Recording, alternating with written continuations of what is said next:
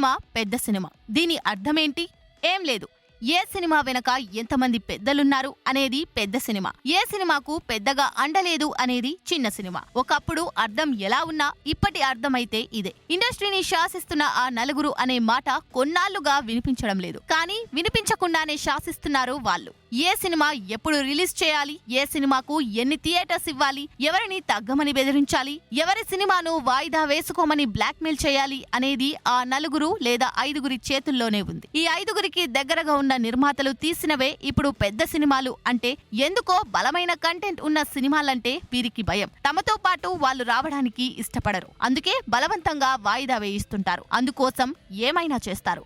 ఇందుకు సరైన ఉదాహరణ తాజాగా హనుమాన్ మూవీ కనిపిస్తుంది. ఈ మూవీ ట్రైలర్ తోనే బిగ్ స్పాన్ గా ఉన్న సినిమా అని అర్థమైంది. పైగా పాన్ ఇండియన్ రేంజ్ లో తెలుగుతో కలిపి 1700కు పైగా థియేటర్స్ లో విడుదల చేస్తున్నాం అని చెబుతున్నారు. ఒక చిన్న సినిమా ఆ రేంజ్ లో వెళ్ళిందనే ఆనందం కంటే ఆ సినిమా మాకు పోటీగా ఎక్కడ వస్తుందో అన్న భయమే ప్రస్తుతం ఆ కొందరిని ఇబ్బంది పెడుతుంది. అందుకే హనుమాన్ ను వాయిదా వేయాలని బెదిరిస్తున్నారు అనే వార్తలు రోజు వస్తున్నాయి. ఇదే పదం ఇలాగే వాడకపోయినా మమ్మల్ని ఇబ్బంది పెడుతున్నారు అని హనుమాన్ దర్శకుడు ప్రశాంత్ వర్మ, హీరో తేజ సజ్జా చెబుతూనే వస్తున్నారు. దీని వెనక ప్రస్తుతం ఇండస్ట్రీలో టాప్ ప్లేస్ లో ఉన్న ఒక పెద్ద నిర్మాత, డిస్ట్రిబ్యూటర్ ఉన్నాడు అనేది నిజం. ఈయనే 2022లో నిఖిల్ కార్తికేయ 2ను ఇలాగే చేశాడు. నిఖిల్ కార్తికేయ 2ను ఆగస్టు 5న విడుదల చేయాలనుకున్నారు. అదే రోజు కళ్యాణ్ రామ్, బింబిసారా, దుల్కర్ సల్మాన్, సీతారామం సినిమాలున్నాయి. దీంతో ఈ రెండు సినిమాలను కాదని కేవలం నిఖిల్ సినిమానే టార్గెట్ చేశారు.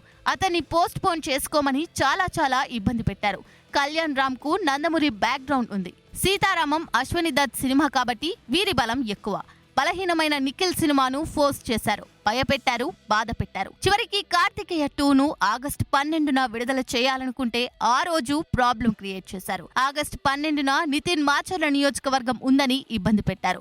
దీంతో వీళ్ళు 13న విడుదల చేశారు. కానీ బింబిసారా, సీతారామంకు మించి పాన్ ఇండియన్ రేంజ్ లో కార్తికేయ 2 బిగ్గెస్ట్ హిట్ అయింది. మాచర్ల నియోజకవర్గం డిజాస్టర్ అయింది. కార్తికేయ 2 శ్రీకృష్ణుడి మీద తీసిన సినిమా. ఇప్పుడు మరోసారి అదే ప్రొడ్యూసర్ కమ్ డిస్ట్రిబ్యూటర్ చిన్నవాళ్లు అని హనుమాన్ టీమ్ ను ఇబ్బంది పెడుతున్నారు. జనవరి 12న హనుమాన్ కు థియేటర్స్ లేకుండా హైదరాబాద్ లో మొదటి రోజు ఏకంగా 90 సింగిల్ స్క్రీన్ థియేటర్స్ ను బ్లాక్ చేశాడు దిల్ రాజు. ఈ బ్లాకింగ్ అంతా గుంటూరు కారం కోసమే. వీళ్లే 90 థియేటర్స్ లాగేసుకుంటే మిగిలేవి 10 కూడా ఉండవు. ఆ 10 థియేటర్లను పంచుకునేందుకు డబ్బింగ్ సినిమాలున్నాయి. అంటే హనుమాన్ కు మొదటి రోజు హైదరాబాద్ లో వసూళ్లే ఉండవు. తమ మాట విననందుకు దిల్ రాజు, హారిక హాసిని బ్యానర్ తో పాటు మిగిలిన ఆ టీం చేసిన పని ఇది. కానీ ఇప్పటి వరకు వచ్చిన కంటెంట్ చూస్తే గుంటూరు కారంలో పెద్దగా ఆడియన్స్ ను ఆకట్టుకోలేదు. అయినా హనుమాన్ కేవలం తెలుగులో మాత్రమే విడుదలైతే ఆపొచ్చు.